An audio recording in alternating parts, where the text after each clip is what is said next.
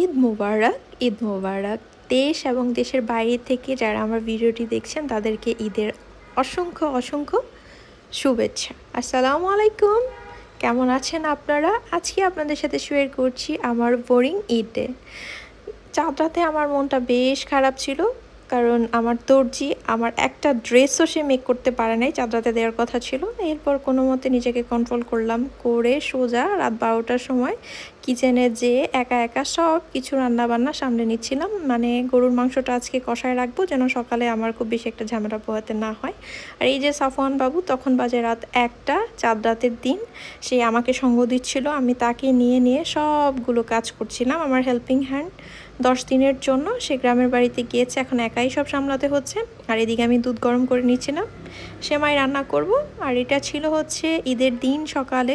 সাফওয়ানের পাপা তখন নামাজে চলে গিয়েছে। সাফওয়ান ঘুম থেকে উঠলো, ওকে শাওয়ার করায়, পাঞ্জাবি পরায় রেডি করে দিলাম। আর এদিকে ঈদের খাবারটা একসাথে খাবো।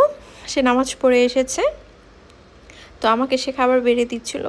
ঈদের দিন কিন্তু গরুর মাংস খিচুড়ি ছাড়া জমেই না। আর আমি এখানে চিকেন রোস্ট রান্না করেছি, বেশ অল্প স্বল্প রান্না করেছি, বেশি করিনি।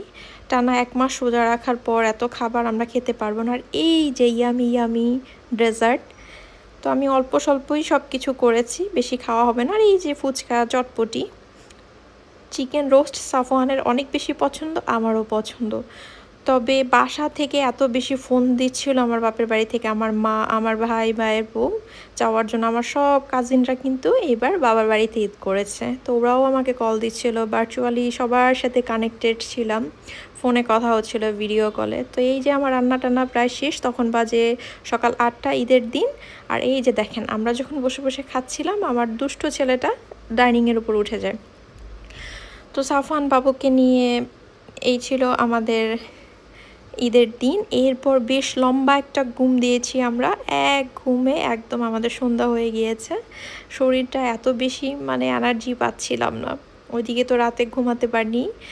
মোট কথা চাঁদ রাতে 2 ঘন্টা ঘুমিয়েছি। এরপর সকাল উঠে আবার গরম গরম খাবার টাবার রান্না টান্না শেষ করে সব কিছু টানা ঘুম দিয়ে যখন উঠলাম, তখন সন্ধ্যা হয়ে গিয়েছে। এরপর একটুখানি আদা চা করে নিয়েছিলাম।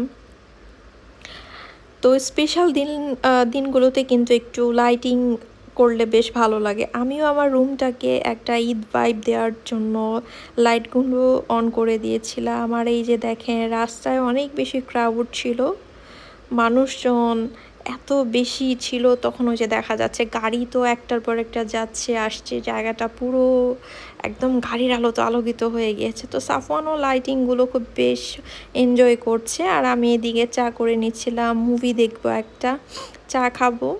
তো আমাদের সিম্পল একটা ঈদ ডে ছিল। আর এমনিতে ঈদের দিন আমার কোথাও যেতে ভালো লাগে না। তো কেমন লাগলো ব্লগ?